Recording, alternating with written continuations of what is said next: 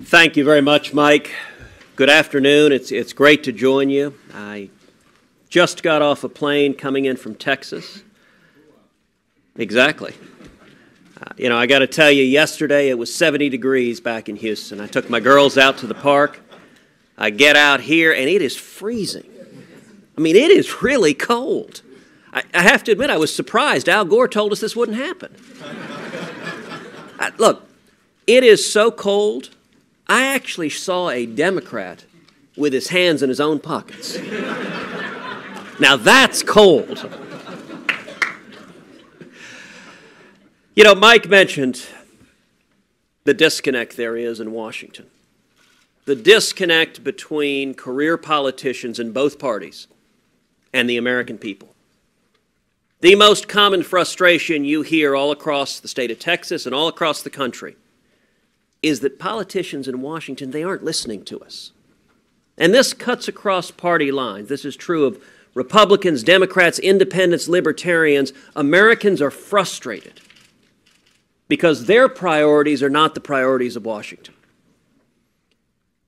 If you get outside the Beltway, the number one priority of Americans is jobs and economic growth. State of Texas, doesn't matter where in the state you are. You can be in East Texas, West Texas, you can be up in the Panhandle or down in the Rio Grande Valley. Over and over again, when you ask Texans, when you ask Americans, what's your top priority, the answer over and over again is restoring jobs, restoring economic growth. And yet I've got to tell you, in the 13 months that I've served in the Senate, we have spent virtually zero time even talking about growth. In Harry Reid's Senate, jobs and economic growth don't even make it onto the agenda. We spent 6 weeks talking about guns and the president's agenda to restrict the Second Amendment rights of law-abiding citizens. And virtually no time talking about fundamental tax reform, about regulatory reform, about reducing the barriers coming from Washington that are making it harder and harder for people who are struggling to achieve the American dream. Today, what I want to talk to you about is one specific avenue we can pursue to restore growth. It is truly, I believe, a providential blessing that at a time where we've had 5 years of stagnant growth, at a time when we've got the lowest labor force participation in this country since 1978, we are also seeing the beginning of a revolution in energy. We are seeing extraordinary developments in energy that are opening up resources that 5 or 10 years ago would have been unimaginable. That, as I said, is a providential blessing. We are seeing the beginning of an American energy renaissance. And if the federal government doesn't get in the way and mess it up, that has the potential to transform the situation for so many people who are struggling. Take a look at a state like North Dakota. The president has told us he wants to raise the minimum wage to $10.10 an hour. Now, what he doesn't confront is that the real Obama minimum wage is $0. Because that's what everyone who has lost their jobs under the crushing taxes and crushing regulations is getting right now, is $0 with the Obama minimum wage. If you look at North Dakota, the average hourly wage in the oil and gas industry in North Dakota is $45.90 an hour. I'm a lot more interested in generating lots of jobs at those wage levels where people can provide for their family than in continuing the path where more and more people who are struggling lose their jobs. In North Dakota, which is experiencing a boom because of shale gas and oil, the unemployment rate is 2.6%. In North Dakota, does anyone know the hourly pay for a cashier at Walmart? $17.50. In North Dakota, McDonald's is offering a $300 signing bonus because people can make so much money in the oil fields that it's hard to get people to flip burgers. That's the potential of growth. And I got to tell you, it's happening in my home state of Texas as well. The Dallas Morning News reported last year that, quote, in West Texas, the flood of money and workers into the region is impossible to miss. Increased oil revenue is turning around poorer school districts. A high school graduate can earn more than $80,000 driving trucks.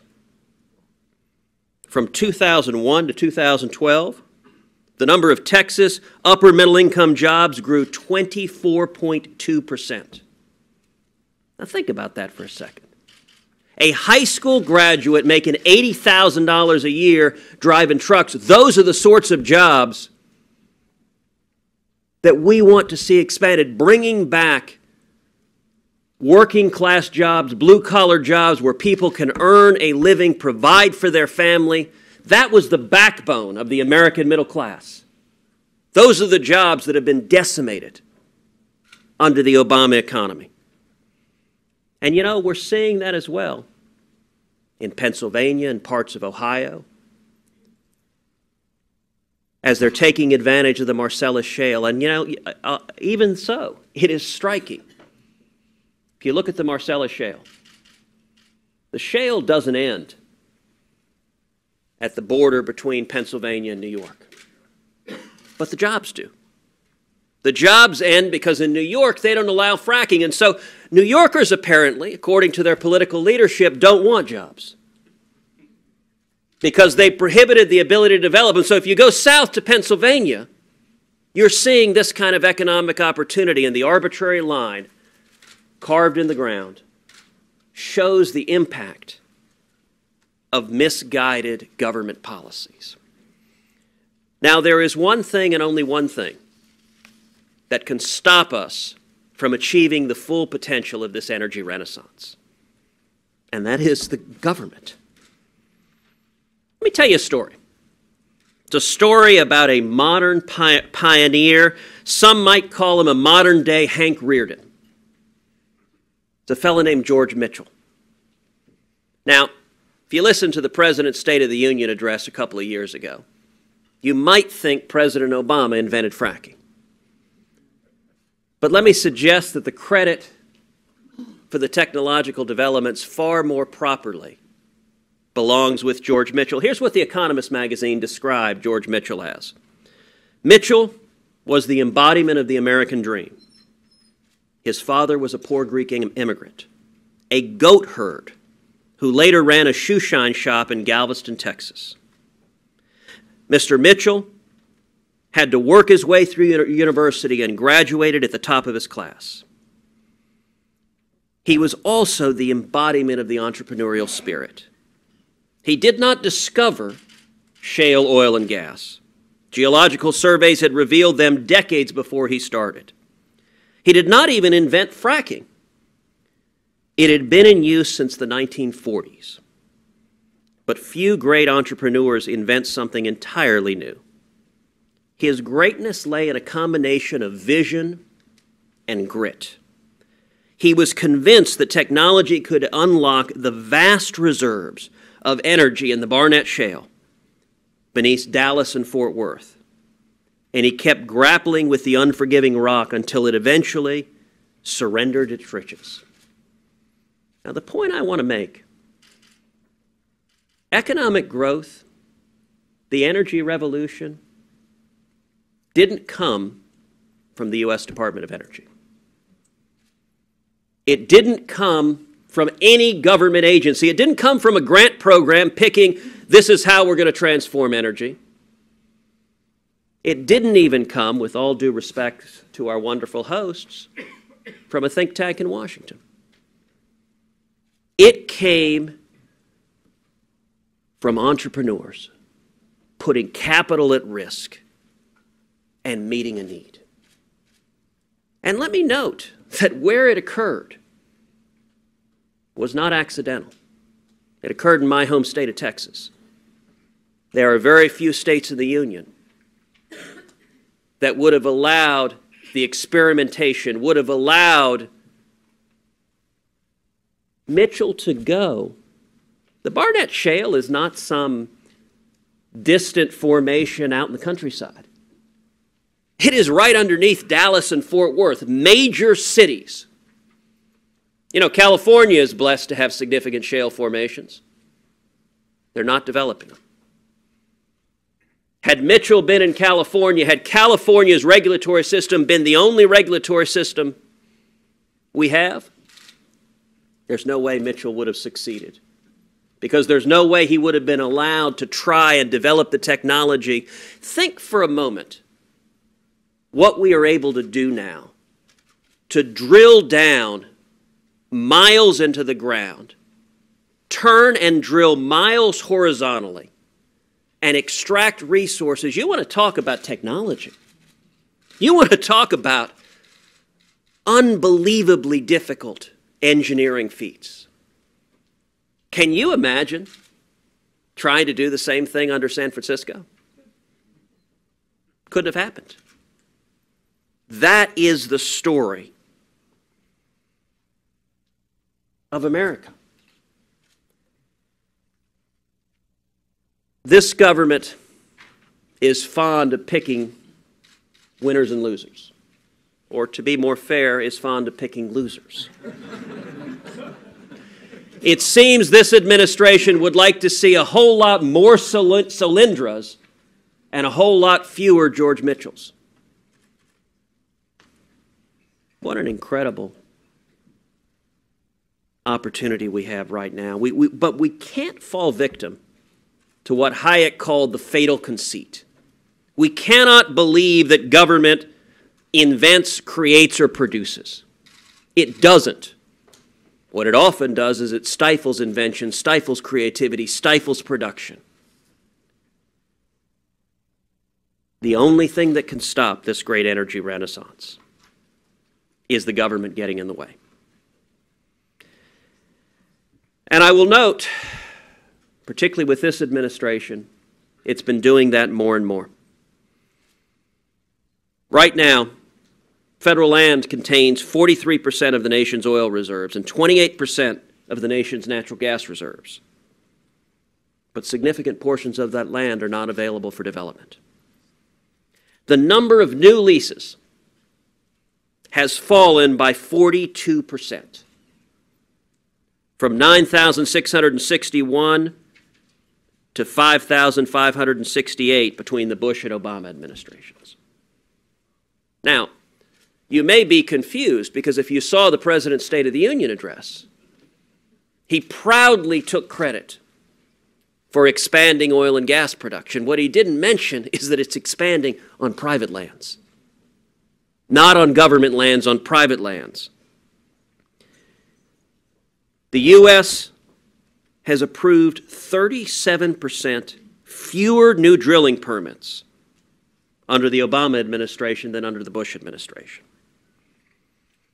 Now, presidents going back to Richard Nixon have given speeches calling for energy independence. It doesn't take a geopolitical expert. It doesn't take the renowned insight of a Henry Kissinger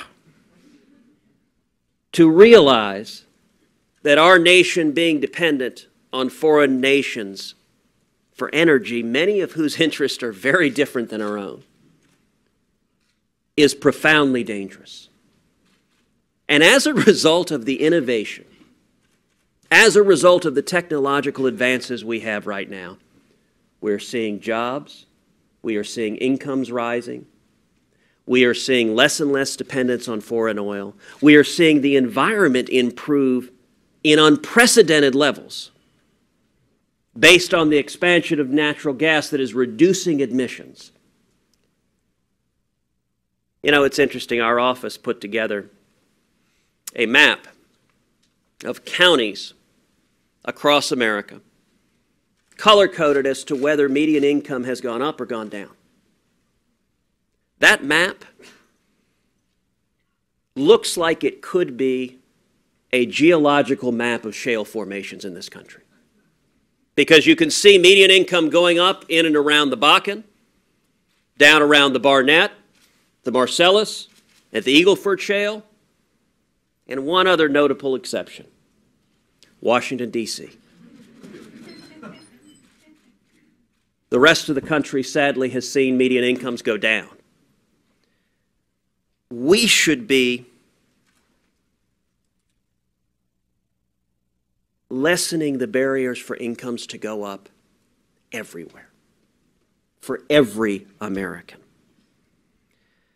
You know, just recently, President Obama's former Secretary of Energy, and I would note that under prior administrations it was the U.S. Secretary of Energy, but our president is fond of saying it is my Secretary of Energy. So his Secretary of Energy recently observed that the delay with the Keystone Pipeline is not scientific, it's political. There have been 5 environmental reviews, each of which has concluded the Keystone Pipeline does not raise significant environmental concerns. And yet, it has not gone forward because this administration continues to block it. Tens of thousands of high-paying jobs, literally with the stroke of a pen, the private sector could be allowed to create. But this administration is not stroking that pen. But here's the point. As much as we need to approve the Keystone Pipeline, we need to think far broader than that. We need to do far more. In coming weeks, I will be introducing a bill, the American Energy Renaissance Act, that is designed to do 2 significant things. Number 1, to prevent the federal government from stopping the energy renaissance that is blossoming across the country. And number 2, to expand the lands, the resources that are available for the private sector to develop so that we can answer what the American people are asking for, which is jobs and economic growth. This opportunity is right in front of us if the federal government will simply listen to the American people. Now, what are the elements of this bill? I'll give you the elements at broad level, and I'll tell you in coming weeks we are continuing to receive input from multiple players as we design the exact pieces. But here are the broad strokes. Number 1, preventing federal regulation of hydraulic fracturing. Fracking, a technology that has been in use for over 60 years, is what, in combination with horizontal drilling, has opened up resources that were unimaginable. There is no reason for the federal government to get in the way of fracking. And if the federal government did so, the harm to the economy, the harm to the number of people who could otherwise have good jobs, would be staggering. The states care every bit as much about having clean water and clean air. But we are seeing states that are able to ensure clean water and clean air with responsible fracking and at the same time not impede the development of our resources. Number 2, improve domestic refining capacity. Streamline the process for upgrading and building new refineries. You know, we haven't built a new large refinery in the United States since 1977. That's got to change. Number 3, allow and approve the Keystone Pipeline. And remove the barriers for approving additional pipelines. There is no reason for this bureaucratic mess in Washington. No reason whatsoever. And I would note, a pipeline, building the Keystone Pipeline ought to be a no-brainer. In the Senate, there is a large bipartisan majority, Republicans and Democrats who agree we should build this pipeline. It's a no-brainer from the perspective of jobs. It's a no-brainer from the perspective of national security. It's a no-brainer from the perspective of tax revenues. And it is even a no-brainer from the perspective of the environment. Indeed, I will suggest, if you are a Birkenstock-wearing, tree-hugging, Greenpeace activist, you should love the Keystone Pipeline. You should love the Keystone Pipeline because, number 1, the Keystone Pipeline is not built, it means we will continue to rely more and more on overseas oil, and as long as there are oil on tankers, there will be spills. By any measure, transporting oil on a pipeline is far safer for the environment, far more controllable than overseas tankers. And number two, if the pipeline is not built north-south, it will be built. It'll just go east-west instead. The Canadians are not going to leave the tar sands unmolested. And if it goes east-west, they'll send it to China to be refined there. And it will be refined in a much, much dirtier way. So if your concern is the environment, the last thing you want to do is send that oil to China to be refined there, which will do far more damage to the environment than refining it in the U.S. where it would generate good, high-paying jobs and benefit the environment. Number four, stop EPA overreach and the war on coal. You know, we are blessed to have enormous coal resources in this country. And yet, the last 5 years, we have seen an all-out war on coal. When I visit with those working in the oil and gas industry, I tell them quite frequently, you guys are the second most despised industry in the country in this administration. Only coal exceeds it. In 2008, President Obama was quite candid. He said you can open a new coal plant and it'll bankrupt you. And we have seen hundreds of coal units across this country shut down. You know, I have to tell you, some time ago I was in southern Illinois visiting coal workers, visiting people working in coal, and one after the other came up and shook my hand. And the look on their faces as they realized their government has declared a war on their lifestyle. The look of just hopelessness and despair. Generations of families who provided for their families, for their kids, working in coal up and down the Appalachia. Now, these are not the favored classes this administration likes. These are not titans of Wall Street. These are not CEOs flying on corporate jets. They do very well under the Obama administration. The top 1% of our economy, the millionaires and billionaires the president loves to demagogue, right now earn a higher share of our national income than any time since 1928. The people who have been hurt by the Obama economy are the people who are struggling. They're young people, they're Hispanics, they're African Americans, they're single moms. They're people working in coal country who for generations have been able to provide for their families, and they're seeing their jobs go away as the administration tries to shut it down. That doesn't make any sense. Number five, we need to force Congress and the President to vote on EPA regulations that kill jobs. The EPA is issuing a new regulation that's going to take away jobs. Let members of Congress sign off on it. Let members of Congress go home to their districts and say, I voted to eliminate your job. Part of the reason we see this out-of-control regulatory state is that Congress has outsourced its responsibilities, has handed it to unaccountable regulators who don't actually have to see the American people. Our constitutional system is based on accountability. If Congress has to cast a vote before putting in place regulations that kill jobs, I suspect we will see a little bit more focus on what the American people care about, which is economic growth and jobs. Number six, proactively. So the first five that I laid out were preventing the federal government from stopping the American energy renaissance. The next are proactively expanding it. Broaden energy development on federal land.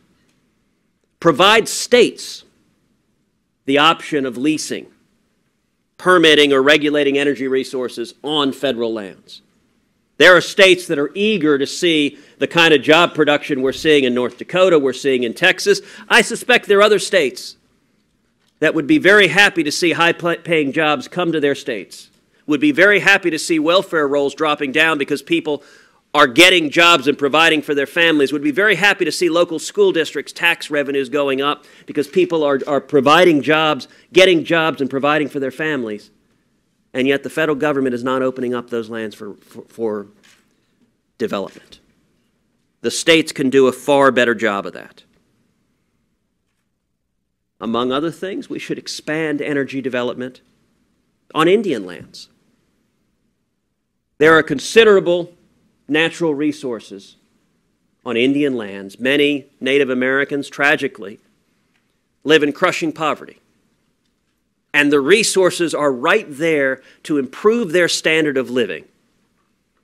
And it is only the federal government that is keeping them in that condition of poverty. We ought to allow Native American tribes to develop the resources on their own lands. Number 7, we need to open up offshore exploration. Expand the offshore areas of the outer continental shelf that are available for development. And streamlining the permitting. We have enormous resources that we're simply not accessing. And we're actually sitting by and letting other nations develop those resources instead. Doesn't make any sense. Number 8, we need to expand U.S. energy exports. We need to expand liquid natural gas exports. We're producing natural gas at incredible levels, and yet the bureaucratic paperwork to export LNG has been mind-numbingly slow. We ought to open it up, which also gives incentives for developing more resources here, but also gives the ability to expand trade and commerce across the globe. We need to end the crude oil export ban.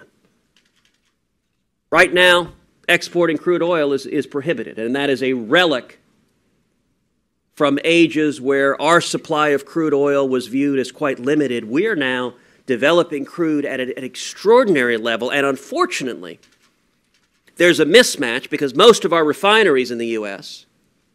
are designed to refine heavy crude from nations like Saudi Arabia.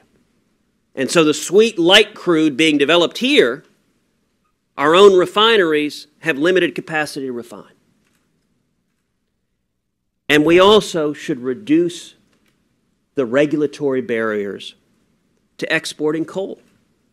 With all of those, with producing our natural resources, if we expand the markets they can go, that generates more and more high-paying jobs. And let me note something. The jobs that we're seeing in this energy renaissance are not just oil and gas jobs. They wouldn't just be coal jobs if we ended the war on coal from this administration. They are jobs across a host of industries, like heavy manufacturing, where we're seeing more and more heavy manufacturing come back to the United States. Industries like the steel industry that have been beleaguered. For generations, we had hardworking Americans, union members, going to work in heavy manufacturing, providing for their kids, and we've seen their jobs drying up as the working class in this country has been left out of federal government priorities. We're seeing those heavy manufacturing jobs come back, and we're able to compete with nations like China, not based on low-cost labor. None of us want to compete with China based on low-cost labor, but competing instead based on low-cost energy, based on the abundant natural resources that God has given this country that are here and available if the federal government simply will allow private initiative to develop those resources.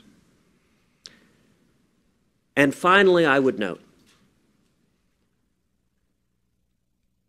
preventing Washington from stopping the American energy renaissance has enormous benefits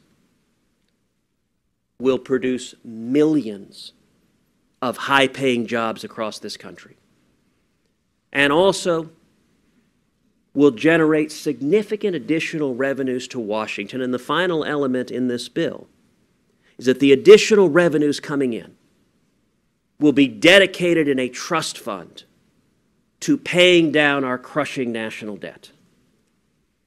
5 years ago, our national debt was $10 trillion. Today, it is over $17 trillion. It has grown some 60% in just 5 years. It took 43 presidents over 200 years to build $10 trillion in debt. One president in 5 years to grow it over 60%. What we're doing to our kids and grandkids is wrong, and by having a trust fund dedicated that these additional revenues will go directly to paying down debt, we can start exercising some basic responsibility. You know, our parents didn't do that to us. They didn't give us a crushing debt we couldn't escape from. How can we possibly be content to do it to our kids and to their kids? Now, I will note, money in Washington, trust funds in Washington, have a way of being fungible. But the advantage of dedicating this revenue is it increases the political price of politicians raiding the kitty. Doesn't mean they won't have the instinct to raid the kitty. But it does mean that any politician who tries will face accountability going home of his or her constituents saying, why are you spending money in the trust fund to free us from our debt on your own spending project instead? This is a combination that makes enormous sense for our country. And I want to close with this. I've said many times that where we are today is eerily similar to the late 1970s. We are seeing the same failed economic policies from Washington we saw under the Jimmy Carter administration, out-of-control spending and taxes and regulation. And we're seeing the exact same economic stagnation and malaise as a result. Just this afternoon, I reread President Carter's speech on energy. Because I am a glutton for punishment. It really was striking. He compared the energy crisis of the 70s to, quote, the moral equivalent of war. And he told the country, we are running out of oil and gas. By the mid-1980s, it'll be gone. It's really worth rereading. It is a speech where he tells the American people, I am calling on all of you to sacrifice. And listen, anytime a politician calls on you to sacrifice, grab your wallet. For some reason, the sacrifice never seems to hit the rarefied air in Washington. And sacrifice just thickens the government while the rest of the American people hurt. It's worth rereading Carter's speech, because I'm pretty sure every single word in the entire speech is wrong, including and thee. But what's striking is how much of our energy policy is still stuck back in the 1970s. It's like that TV show with Ashton Kutcher, that 70s show. That is the current federal government's approach to energy. We still have antiquated bans on exporting crude, restrictions on LNG. We have antiquated rules on building pipelines that enable a president who's being irresponsible to arbitrarily stand in the way, to behave, as his energy secretary said, politically, to stop those tens of thousands of, I might note, union jobs that are not being created because the president doesn't want them created. The rules and restrictions we have are for a different time, for a different era. We can, by simply allowing entrepreneurs, allowing the private sector to do what it does best, we can continue this incredible energy renaissance. And that, I would suggest, is in everyone's interest. Thank you.